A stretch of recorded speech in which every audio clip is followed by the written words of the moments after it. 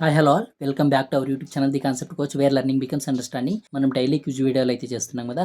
So ఆ daily quiz వీడియోలో భాగంగా మనం వీక్ 11th వీడియో అయితే చేస్తున్నాం. ఫస్ట్ సెకండ్ థర్డ్ క్విజ్లో ఉన్న కాన్సెప్ట్లని మనం ఈ రియల్ నంబర్స్లో ఫస్ట్ పార్ట్లో మనం అయితే డిస్కస్ చేసుకోవడం అయితే జరిగింది.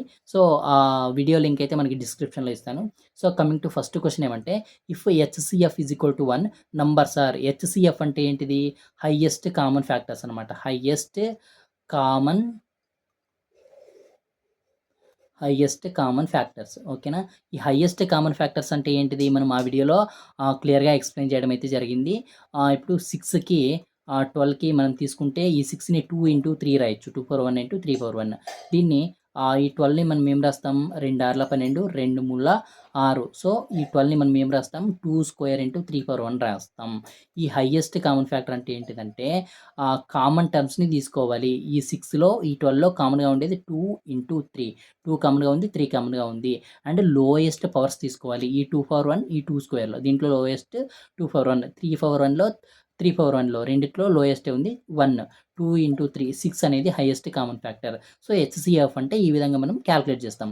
బట్ మనకి హెచ్సిఎఫ్ అనేది ఇక్కడ 6 ఒకవేళ 1 ఉంటే, హెచ్సిఎఫ్ అనేది 1 ఉంటే ఆ నంబర్స్ ఏమవుతాయని అంటున్నారు. ఆ నంబర్స్ ఇప్పుడు ఎగ్జాంపుల్ తీసుకుంటున్నా. 2/3 అనేది ఒక రేషనల్ నంబర్ ఉంది. ఇక్కడ 2కి మనకి ప్రైమ్ ఫ్యాక్టర్స్ ఏముంటాయంటే 1, 1 2 అండ్ 2, 2 1 3కి 1 3 3కి 3 1 ఇక్కడ కామన్ ఫ్యాక్టర్స్ అసలు లేవు. సో ఈ 2కి 3కి హెచ్సిఎఫ్ అనేది 1. 2కి 3కి హెచ్సిఎఫ్ అనేది 1. ఎందుకంటే మనం ఇక్కడ 6కి 12కి ఎగ్జాంపుల్ చేసాం కదా. సో ఇక్కడ 2కి చూసుకుంటే 2 పవర్ 1, 3కి తీసుకుంటే 3 పవర్ 1. హెచ్సిఎఫ్ అంటే ఏంది? కామన్ ఫ్యాక్టర్స్ కదా. అసలు దీంట్లో కామన్ ఫ్యాక్టర్సే లేదు. అప్పుడు హెచ్సిఎఫ్ ఈజ్ ఈక్వల్ టు 1 అవుతుంది.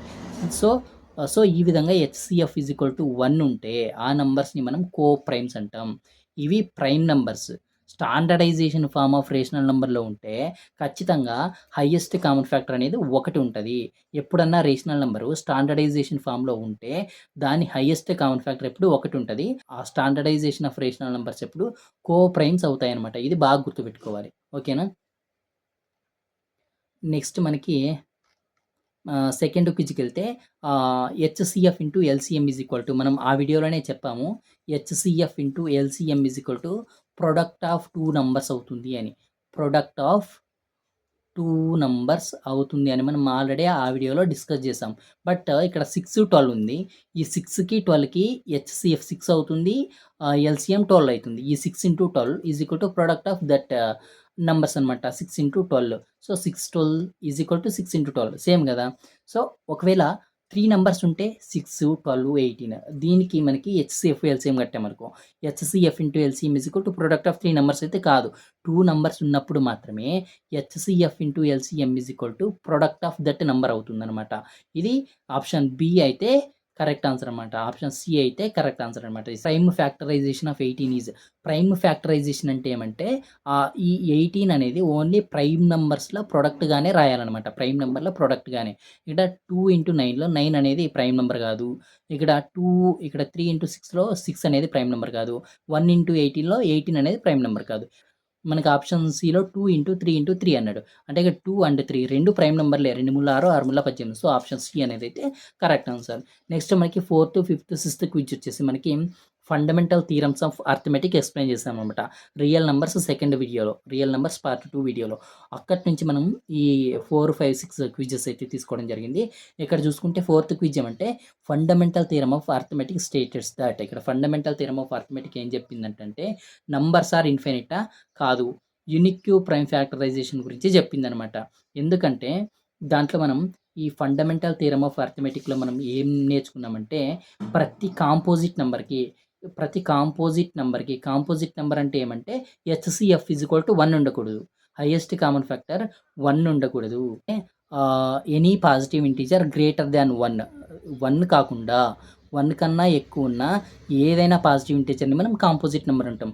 సో అటువంటి అన్ని కాంపోజిట్ నంబర్స్‌ని మనం యూనిక్ వేలో ప్రైమ్ ఫ్యాక్టరైజేషన్ చేయొచ్చనమాట. ఇప్పుడు మనం 12ని తీసుకుంటే ఏం రాయొచ్చంటే 2 ఇంటూ 6 రాయొచ్చు. అవునా? మళ్ళీ ఈ 6ని 2 ఇంటూ 3 రాయొచ్చు. సో, 2 ఇంటూ 2 ఇంటూ 3 ఈ 12ని 2 ఇంటూ 2 ఇంటూ 3 అంటే ప్రైమ్ నంబర్స్‌లోనే రాయాలి.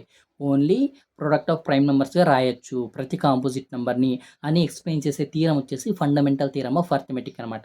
సో, ఆప్షన్ బి అయితే కరెక్ట్ ఆన్సర్ అనమాట దీనికి.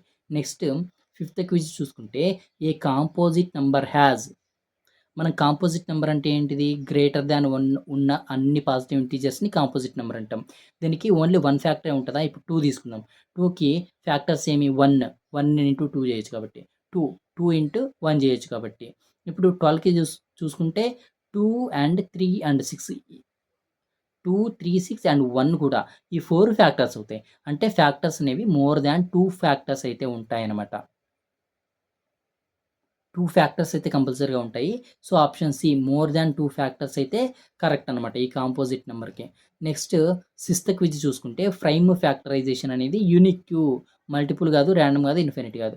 ఇప్పుడు 2 ఇంటూ 2 ఇంటూ 3 అనేది యూనిక్ క్యూబేనే కదా! ఆర్డర్ ఎక్సెప్ట్ ఆర్డర్ తీసేసి మనకి 2 ఇంటూ 2 ఇంటూ 3 వేరే ఏ నంబర్స్‌లోనూ రాయలేం మనం. ప్రైమ్ ఫ్యాక్టర్‌లో 12ని ఆహ్, ప్రైమ్ నంబర్స్‌లో 2 ఇంటూ 2 ఇంటూ 3 తప్ప ఇంక ఏ విధంగా రాయలేం. వేరే నంబర్స్ ఏవి తీసుకున్నా అవి ప్రైమ్ ఫ్యాక్టర్స్ కావు. 2 ఇంటూ 6 తీసుకున్నాం. అవి ప్రైమ్ ఫ్యాక్టర్స్ కాదు గదా! ఆ! ఇప్పుడు 4 ఇంటూ 3 తీసుకుంటున్నా. 4 అనేది ప్రైమ్ నంబర్ కాదు గదా!